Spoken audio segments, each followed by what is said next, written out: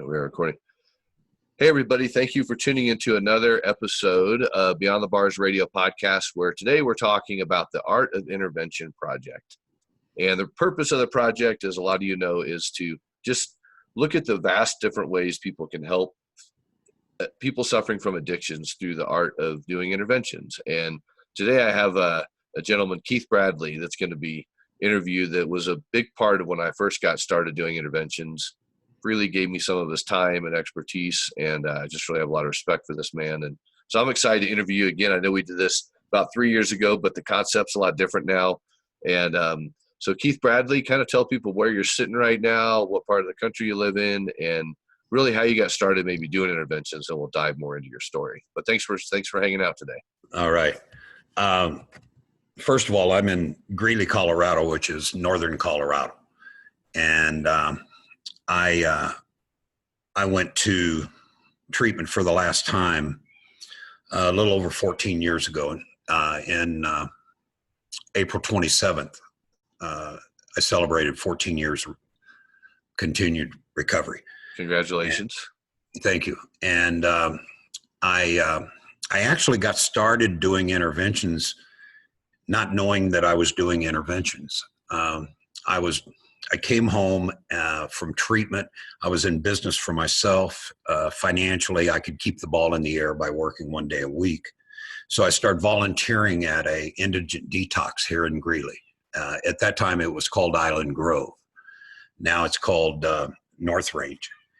And at that time, if you were in recovery, you were welcome 24 hours a day, 7 days a week, anytime you wanted to come in and share with the guys, most of which were homeless. And I kind of got started showing up there like I had a job. I got to be honest, the whole motivation for me being there was I realized when I was there, I wasn't obsessing about using dope or drinking whiskey.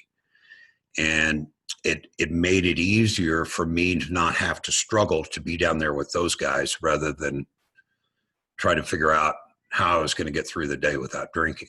And long story short, their director came to me one day and said, "We have a family looking for a loved one. Because of HIPAA laws, we can't even acknowledge them that he's ever been here. Would you call this family for me?" And hands me this card with this phone number on it. And I said, "No, I won't call the family, but I know where Kim's at. He lives on the river."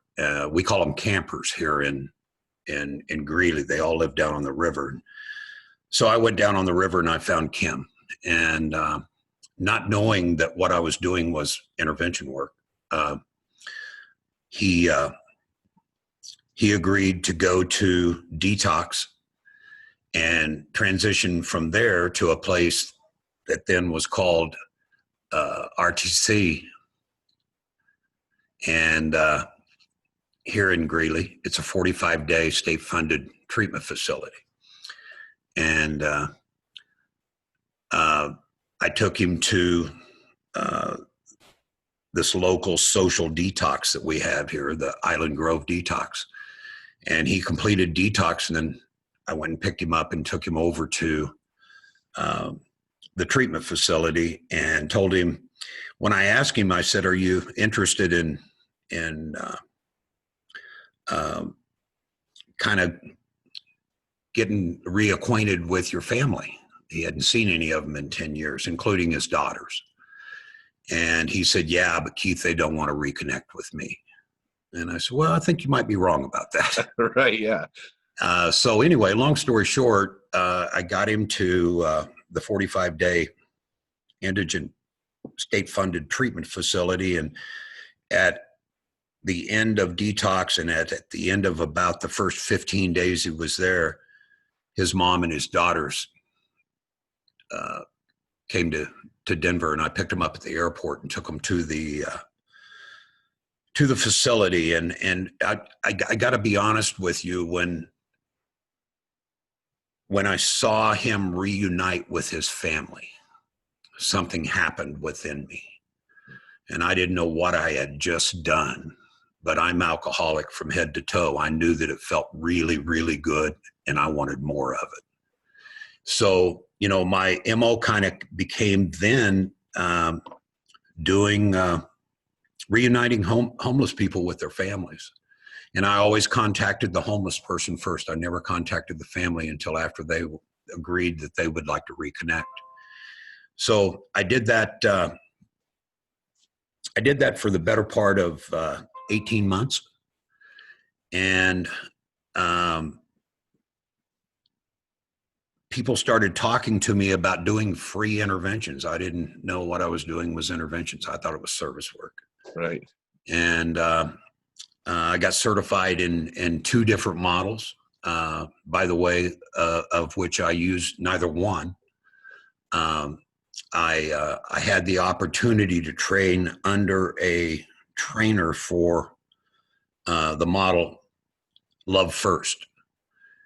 And she gave me all of the tools of how to facilitate an intervention, a family meeting, and the intervention itself. And it just kind of evolved from there. So today, the model that I use, you had mentioned that specifically when we started, was it's an underlying foundation of love first. And then I've shoplifted the things that I liked from the other intervention models and added it to my own model. But we have a success rate that's approaching 80%. And I did the 531st intervention that I have done last Monday. And what I consider a successful intervention is going directly from the intervention straight to treatment with no cool down time.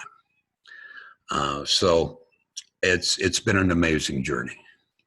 Yeah. Well, you think about you help one individual, right, which changes the whole family system. So when you think Absolutely. of 500 or so, it's ironic too that 90% of the time that's involved in facilitating an intervention, I'm counseling and coaching family, for 10% of the total being the actual intervention itself. So yeah, I see families all the time connecting and looking at their own issues and getting well themselves. Yeah, well, I know that has to give our viewers a lot of hope too. So how would you define what is an intervention? Intervention is in my opinion, it's pretty much a last ditch effort to try to get someone to a solution that has, normally with alcoholism, it's the latter stages, which means there's some physical things that are being challenged and all of those type of things. In other words, I'm not getting the call from the dad that says, hey, I think my son may have skipped 4th hour last week and smoked a joint. That's not the call I'm getting. Yeah. As a matter of fact, especially like this situation is right after the 4th of July weekend, my phone starts ringing. Long weekends, holidays, they bring out the worst in most people that are addicted. And it's fresh on the family's mind of what's really going on and seeing the truth after a holiday weekend. And, I normally get those calls, after spending some time with Uncle Harvey, I think it's time we do something. Yeah, right. And so we start talking along the lines of how we're going to accomplish that and that type of thing. Okay. And I know you deal with a lot of different kind of addictions, but in general, looking at just the concept of addiction, how would you define addiction? And then what kinds have you worked with while you've been I work a lot with opiate addicts. I work a lot with heroin addicts. I work a lot with alcoholics. I've done several eating disorders. I've done several for gambling. And I haven't done a sex addict intervention, but what I find is nearly all cocaine addicts and meth addicts have an underlying sex addiction to go along with it. Now, would you agree that like addiction could be defined as the inability to deal with emotional pain? I'd most definitely agree with that one. And I can tell you, Rob, when I first started doing this, what the deal was is you would send somebody away for 28 or 30 days, and they would go through the model of small groups, hot seats, and that type of thing in the treatment center. And I'm not saying there's anything wrong with that. But what I am saying is I've seen the shift over the years where now we're trying to figure out what is this unsatisfiable need to self-medicate. And most of the treatment centers I work with have a trauma track. Most of the treatment centers that I work with truly can treat co-occurring illnesses. In my own case, I went to treatment 6 times. And until I got the trauma therapy that I needed, I failed miserably. And I finally got to the place where I got the trauma treated within myself. And I made up my mind that it wasn't just a 28-day dry out. There's so much, we're so much more complex than that. That it involves mental health. A lot of them involve a medical need while they're in treatment. There's so many underlying things that come with this that I believe have to be addressed in order to raise the success rate of what the treatment facilities are doing. And I've watched that pattern over the last 13 years move in that direction. And you've mentioned treatment centers, and I know you vet treatment centers before you even think about sending someone somewhere. So how do you determine a treatment center would be a good treatment center in general? What I'm looking for, and I get the opportunity at this stage of my career, I get the opportunity much more frequently to tour treatment centers than I have time to do. But I do not refer to any treatment center that I have not been to physically. I want to interact with the staff. If they'll let me, and the people assign an ROI for it, I want to interact with the clients. I want to see what's going on. I want to know the depth of the staff. I want to know what level of therapists they're using. Are they using CAC2s? Or are they using a master's level therapist? I want to know if they have a staff psychologist. I want to know if they have a staff psychiatrist. A lot of people claim to have a medical detox that is medically assisted. They don't even employ a doctor. Right, yeah. I want to know that. I want to know exactly what's going on within the facility, and I absolutely will not break my own rule. I will not refer to a treatment center that I haven't been to. That's great, because it's, again, and the family probably feels a lot of comfort in that too, because they know you've been there, you've seen it, right? You've talked to the staff, and they're like, okay, well, this instead of the 1-800 number on the TV that shows up, and it's like, oh yeah, we'll get you in the right treatment center. Yeah, sure you will. So you help people, you help people get into a treatment center. They start their recovery process. Right. How would you define it? I know you're in recovery yourself, so am I, but how would you kind of define what recovery is? Like, what does that mean when people are in recovery? Recovery to me is first of all, total abstinence from drugs and alcohol. In addition to that, the most significant part of my own recovery was my own spiritual experience. And I think there's some people that can remain sober and not use the 12 steps of Alcoholics Anonymous.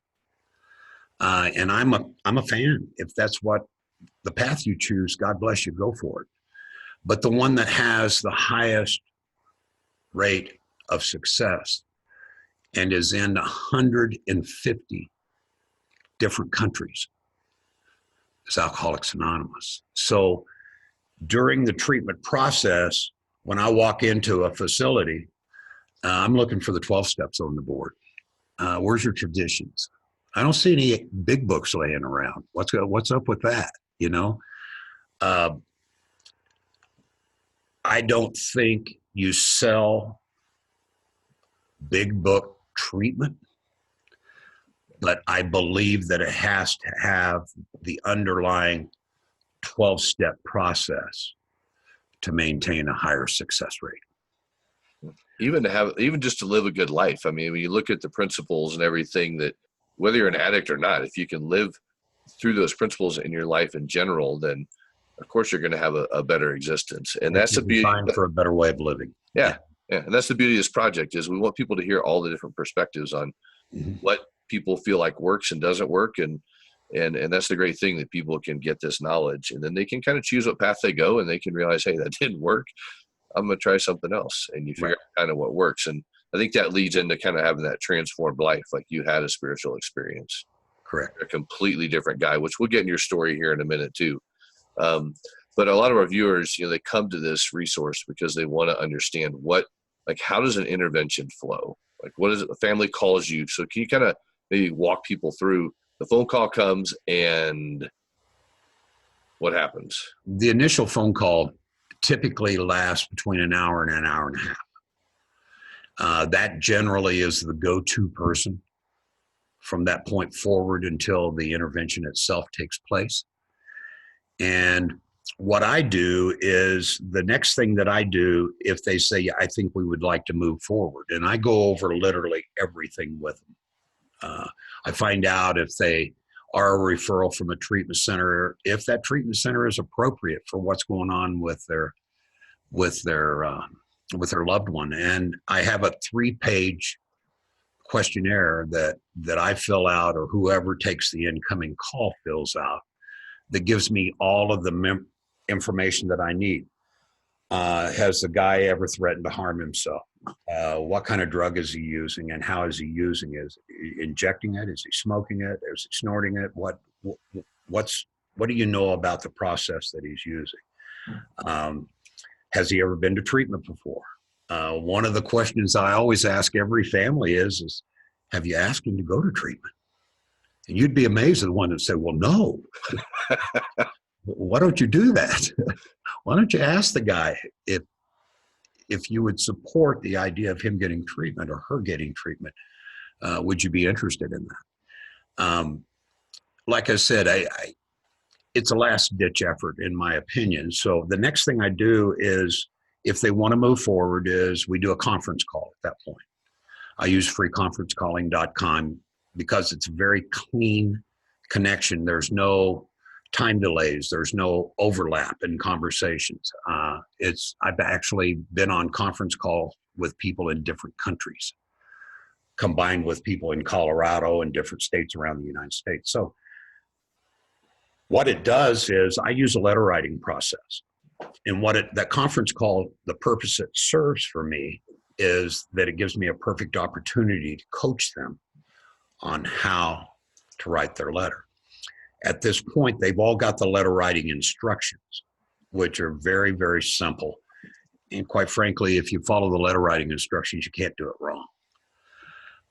So without me asking for it on that conference call, they all start telling me all the stuff that needs to be in their letter. I don't even have to ask. They're looking for somebody to vomit this information on. At that point in time, it gives me a good opportunity to coach them individually on how to write their letter. On the conference call, hopefully we can set up a plan of how we're going to get in front of the AP, which is the addicted person, and what that process is going to look like. And so I communicate with them all the way through. There's nearly always a need to coach and counsel some team members in every intervention one-on-one. So I do that after the conference call and before what I call the family meeting practice rehearsal, which takes place generally within 24 hours of the intervention itself. And I try to discourage people from doing both in the same day, because quite frankly, the family meeting practice rehearsal, as you know, is sometimes every bit, if not more, emotional than the intervention itself, because these people are reading their letters and they're saying things that maybe they're saying for the first time. The other thing that I do after the intervention is well above 90% of the time I transport my own clients. I don't use a transport service. I don't use any of the hired power or that type of thing. I don't believe my job is done, Rob, until they are checked in at the treatment facility that they're going to attend. So that's kind of the short version of about 50 hours worth of work per intervention that's involved.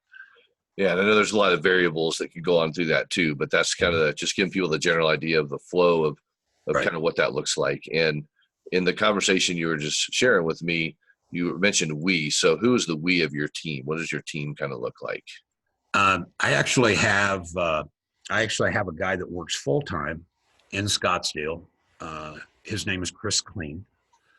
He's an amazing person. He's a Marine vet, and actually come home from 2 tours in Iraq, and had PTSD so severely he could not function, and lived in the street for 10 years, speedballing, shooting methamphetamine and heroin together.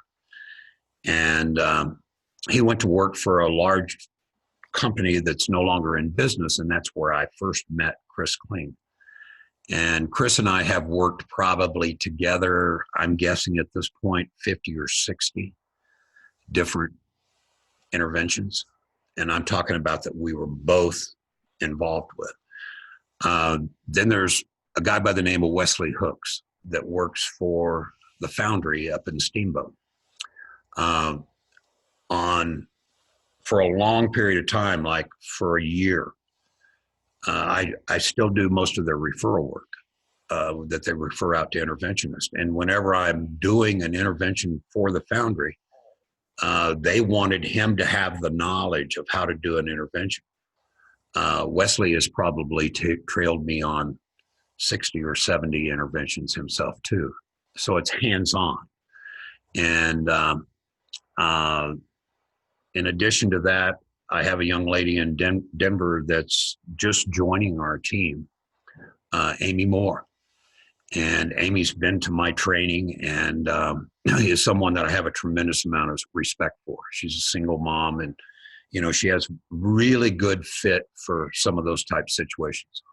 The last guy that's part of the Love in Action team is a guy by the name of Patrick McMillan that lives here in Greeley, and he does a lot of the intakes. He does a lot of the, if I can't get to the phone call myself, if I'm with a family in another state or not in another state, I forward the voicemail to him, and he does the questionnaire, and I have that in front of me at the point in time that I return the call to the family. So our team is growing. That's awesome. So is the need. Yep. And who's the real backbone of your team? Who's the behind the scenes backbone of your team, Miss Marty? Your Absolutely. wife. Absolutely. She doesn't do intervention work, but she does everything behind the scenes. And that is, she does my billing. She does my travel arrangements. She does my calendar. Some days she just grabs me by the shoulders and points me in the direction that I need to go that day. I could not do what I do without my partner and wife. By the way, she is the director of my company, and I don't have a title. So some idea of how instrumental she really is. That's awesome. Well, they always say behind every great man is an amazing woman, right? So there you go. In this case, it's very true. Yeah, you got to give your kudos. I hear your cat in the background, so you got to have the animal support too. Yeah, yeah. To The cat is wanting my attention right now rather than talking to you. Yeah, I'm sure. So another thing I think it's important for families to hear and things is, so you have an intervention business. There's tons of interventionists out there, right? That are just popping up left and right because of the show and think they know what they're doing and all this stuff. But talk to people about, how I think insurance is something good for people to know too, of like, you have insurance as an interventionist, as a legitimate business and all these things too. So what was the process of like starting a business in the intervention world, and how do you insure yourself? Because you're dealing with some high risk, high volatile situations. I think you have to do an internship to begin. I think if you just jump out there and start doing interventions, you've never done them before, even after becoming certified and going to, including my own training. I think you need to do an internship so that you can see exactly what it is. And I'll be honest with you, there's been several people through the years that have thought that this is something they wanted to do and found out after doing one or two, this wasn't the area that they wanted to work in. It's not for everybody. But I believe I do not use an ultimatum-based model. We do, however, believe in boundaries. And so there's a fine line that you go there. The name of my company is Love in Action. The foundation of the model I use is love first. It's all from a position of love.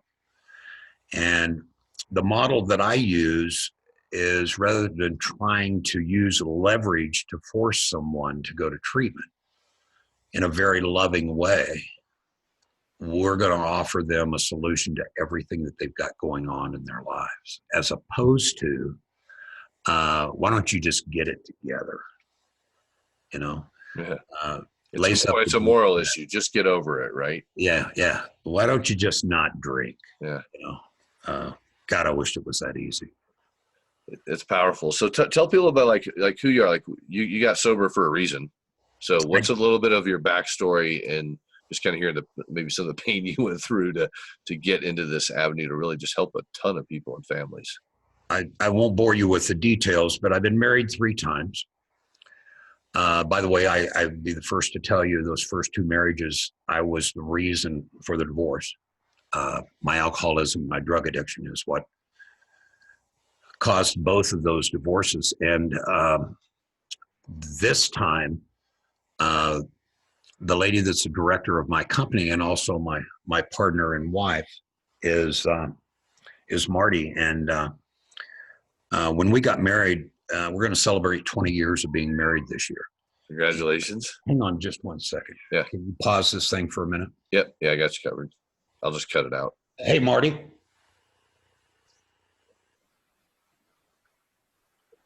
If you need a grabber, that's fine. But anyway, when we got married 20 years ago, it came with a 7-year-old. I know it was kind of a package deal. And I raised that 7-year-old.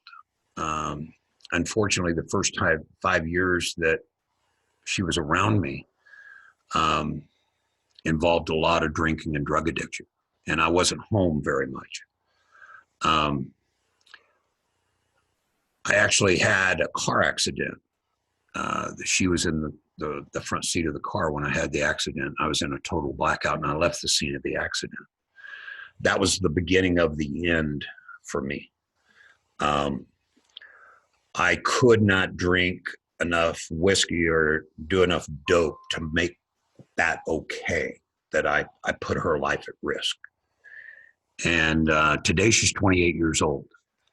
And through the process of the 12 steps, I made my amends to her.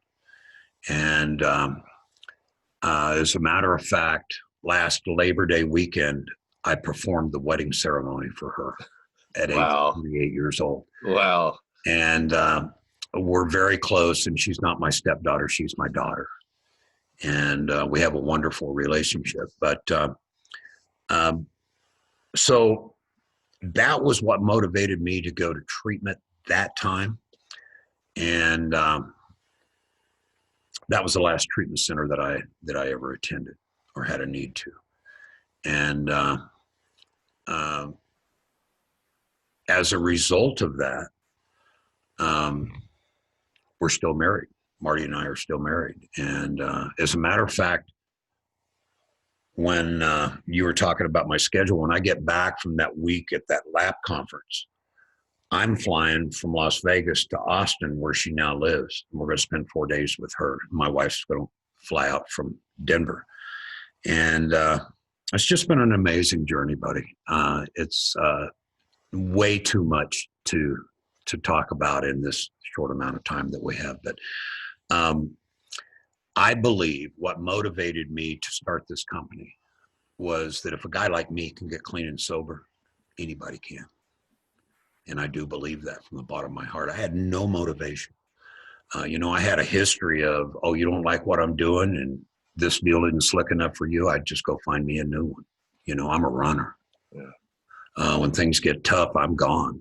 And that didn't happen with this marriage. And today, I have a magnificent relationship with a wife for the first time in my entire life. And now we're 20 years into it. So reconciliation in recovery is possible, people. You hear amazing. It there. So no matter what your darkest moment feels like now, and that's why you're watching this, is because of the intervention. You need help trying to reach out and don't know if you're going to be part of the 80% that go to treatment when you're what we're talking about here, 20% that don't, and stuff like that. So what hope can you give a family that, because those fears come up of like, well, how much is this going to cost? What are we going to do? Well, he'll never go, or da da da da da. So there's a lot of objections, which you're a professional skilled at to get over those objections. But if they don't go to treatment, or how do you define what treatment really is? Like if they go to an outpatient, or like, what do you do if they're just like, I'm not going? With the depth of the addiction, by the time my phone rings, my first recommendation is always residential treatment because of resources, lack of insurance, any of that type of thing that may not be feasible. Although I will tell you, there are treatment centers that don't cost $50,000 a month. There's a lot of treatment centers out there that is good treatment for $5,000 or less for 30 days of residential treatment, and I work with all of them. So my first preference is always residential treatment. That's the idea that I want to approach the AP with. We have a plan B. That best case scenario is the addicted person never has to hear about. And that is things along the line of checks and balances for maybe an IOP connected to possibly a sober living or something like that.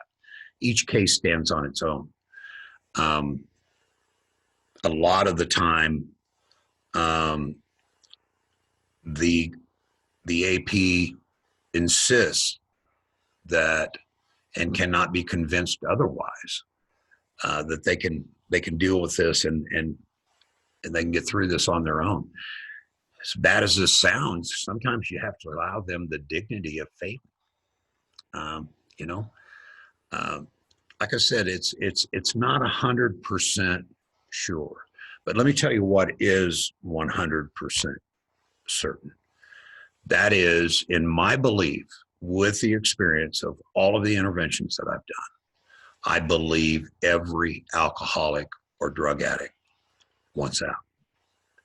I believe through this loving process, you bring down the walls of denial with the letters.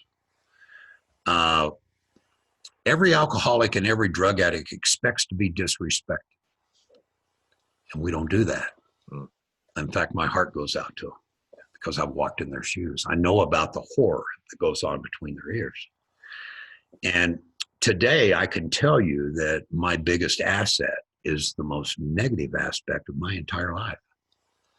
When I can look at a guy and say, you know what? 15 years ago, I was just like you. It's a huge asset. I'm not saying that you have to be in recovery to work in this field. I'm not saying that at all. But what I am saying for this drug addict and for this alcoholic, all the negativity of that alcoholism and drug addiction is my biggest asset today. Yeah, well, it helps the connection. It's like going to a marriage counselor and they've never been married, Right. Or a parenting class and they don't have kids. To go to an intervention where a guy has had the addiction, dealt with the stuff, seen the dark ages, knows how the family suffers and all those things, it's like an instant kind of bond and connection that lowers those barriers and says, all right, let's have a heart-to-heart conversation. And the other advantage that I have is normally I've sat at every seat at that table for intervention. I have 2 sons that are in recovery. So I know what it feels like to watch your son totally self-destruct twice. I know what it's like being a parent who has a loved one that absolutely will not even acknowledge that it's a problem. There's a process that we use to bring down those walls of denial. Unfortunately, denial is a byproduct or a side effect from addiction. And if you don't have a method and you don't have a proven process to get those walls down, you're not going to be successful. and you do lots of training with this too. So tell people just kind of quickly about what does your training look like? Because I'll tell people this in the beginning that when I got started in the industry, I'm meeting people through Denver and Marketplace and just kind of connect people. I go, oh, Keith Bradley. And I'm thinking, okay, the third time when Donna said, you should connect with this guy named Keith Bradley. And I'm like, who the heck is Keith Bradley? Obviously, I didn't know many people at the time, but when I got to go through your training, I was like, man, I have your training book right here by my desk. But, you do these trainings to educate professionals and stuff. So give people a glimpse of what that looks like in case they want to reach out to you. It's today what those trainings look like is I've been doing it long enough now that I'm my own CEU provider. At the time you went through that training, I had to rely upon whoever was sponsoring the training to provide the CEUs for the people that came to the training. Today, I'm my own provider. It's a 2-day training. And you actually receive, I think now it's 13 CEUs for attending this 2-day training. The other thing that I'll tell you about that training is when we do a training, probably 50% of everyone that attends is scholarshiped. I'd like to find a guy or a girl that is working in an entry-level position in recovery that doesn't have the money to lay out for 13 CEUs. And I like to provide scholarships to those type people. The most recent one I did was in Salt Lake City, Utah. And at that particular one, 70% of all the attendees were scholarshiped. It's not a money-making proposition for me, and it never has been, nor will it ever be. There's some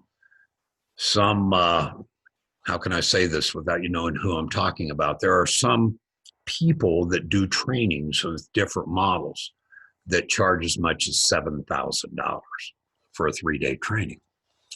My fee is $475 for 2 days. And if you don't have the $475, here's the code you put in to sign up for a scholarship, and you're automatically scholarshiped. So when you get as old as I am, you start thinking about the lines of what do I want my legacy to be? And what I want my legacy to be at this stage of the game is that I handed this deal off properly. And same way with my intervention work, and is somewhere between 40 and 50% of everything I do is pro bono. Personally, I have a financial amends that, quite frankly, I don't have enough life left to ever pay back. So my sponsor and I, in the very beginning, set up a ledger book. And every time I would do something like, if I had a few extra bucks and there was a state conference coming close to where my home group was or something like that, I might purchase tickets for 5 to 10 people that don't have the money to attend a conference to go. I come home and I take that amount off of my ledger. I do the same thing with training. I do the same thing with interventions. And I can't live long enough. I can't do enough free work to ever overcome that financial amend, but I'm doing the best I can with it. And to this day, this case that I'm working with right now that I told you about prior to us starting this interview, I've known this lady for 22 years. She's been in the hospital since a week ago yesterday in an acute detox. I've been there every single day, other than 2 days that I was out of state in the last 10 days. When I get done here, I'm going up to pick her up. She just texted me and said that they're discharging her. I'm going to go up and pick her up. I'm going to help her get to the airport. Everything's in place. The transport team, everybody knows what time her flight arrives. They're picking her up in the airport when she gets there. And I wouldn't think about charging her a dime, you know. Part of this whole deal, and I want you to understand that I can't do them all for free. Right. Because it's all I do. But I never make a decision on whether I'm going to take a case or not by the ability or the inability to pay. That's just the way that I founded this thing 14 years ago, and I'm still doing it exactly the same way. With trainings, with intervention work, with meeting with alcoholics, advising, coaching, call it whatever you want. I don't care. But I do, especially locally, I do that pretty much pro bono.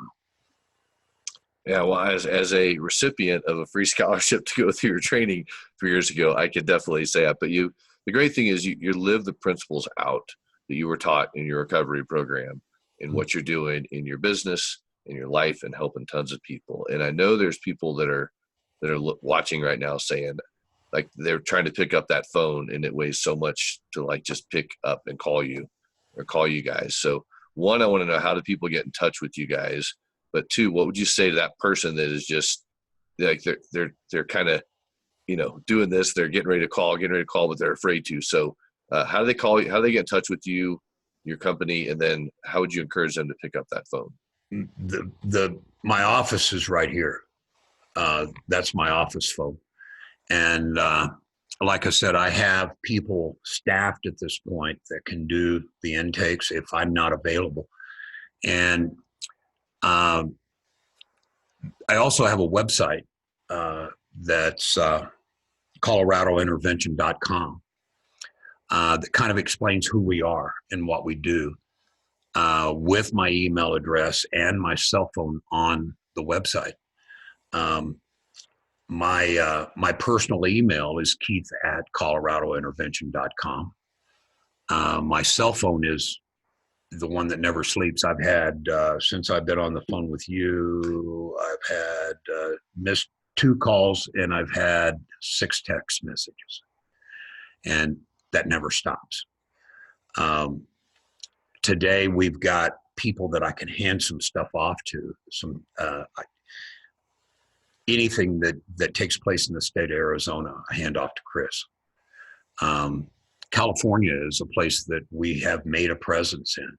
And quite frankly, our fees are a third of what those people charge in California to do an intervention. In my opinion, that's not nearly as effective. I would say website, email, cell phones, 970-381-9780. I always tell people when I'm working with families that if you call me, I never put anybody on hold to take another call. I never take a call when I'm with someone else like I am today. But I pride myself in returning 100% of my phone calls. I let them know that right up front. I spend half my life on the cell phone. As you know, so do you. And it's a big commitment. but I've never done anything more rewarding, and I don't mean financially, in my entire life. I stay really busy. I'm really blessed. I get a lot of referrals from therapists, from treatment centers.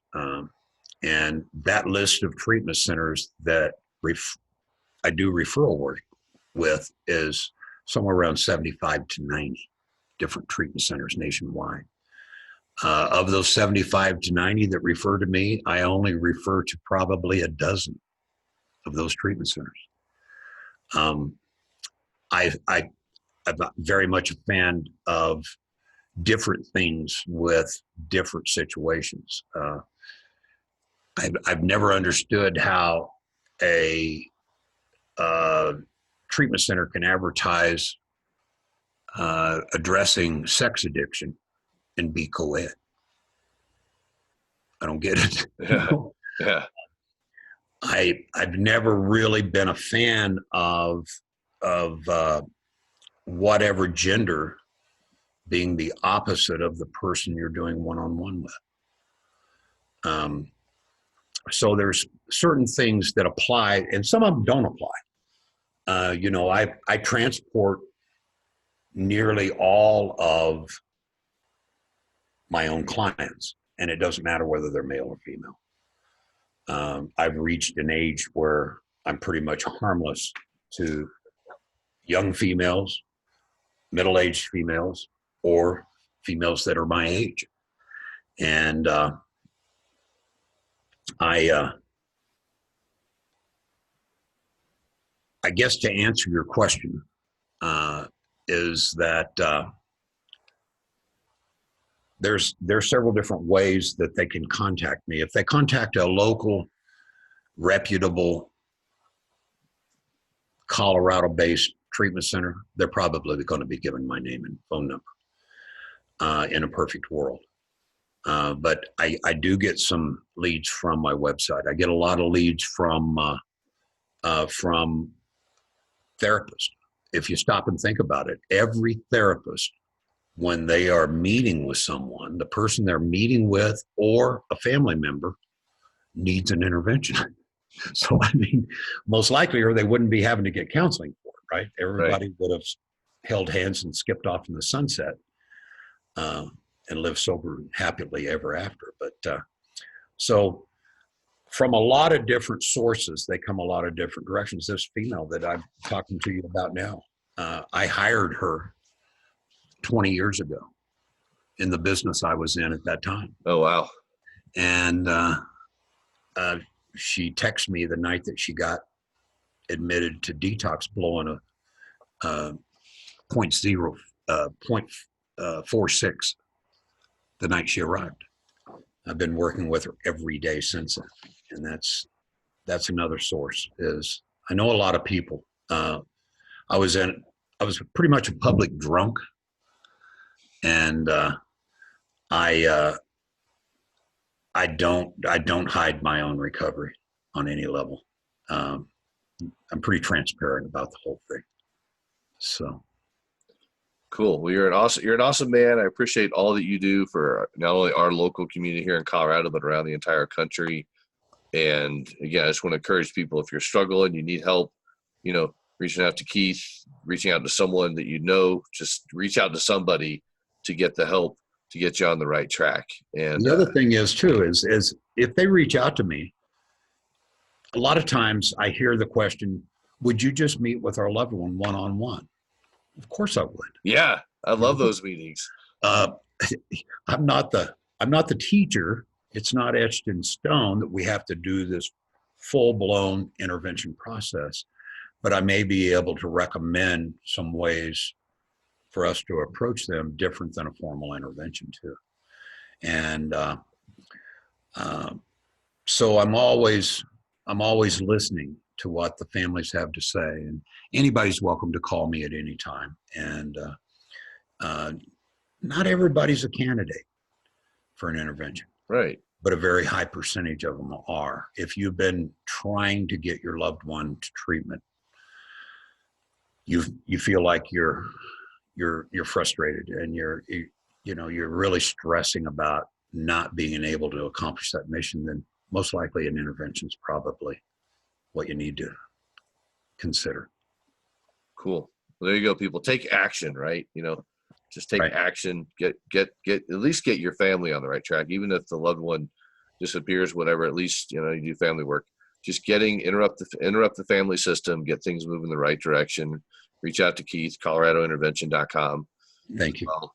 And we're here to help people understand the concept and the process. So thanks for your time today, Keith, and I look forward to catching up with you here soon again. All right, Rob. See you soon. Cool.